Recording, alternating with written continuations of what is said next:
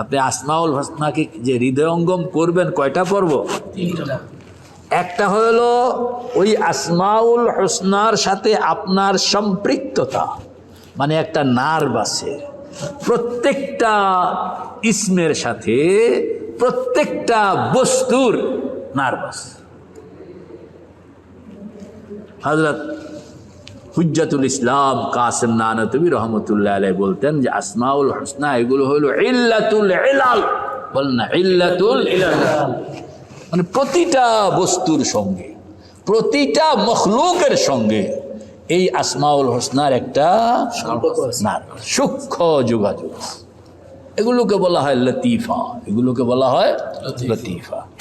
আমরা 6 লতিফা 10 লতিফা এটি কই আমাদের এক্সারসাইজের জন্য এটি লাগে, নতুবা এই নার্ভের পরিমাণ অনেক, নার্ভের পরিমাণ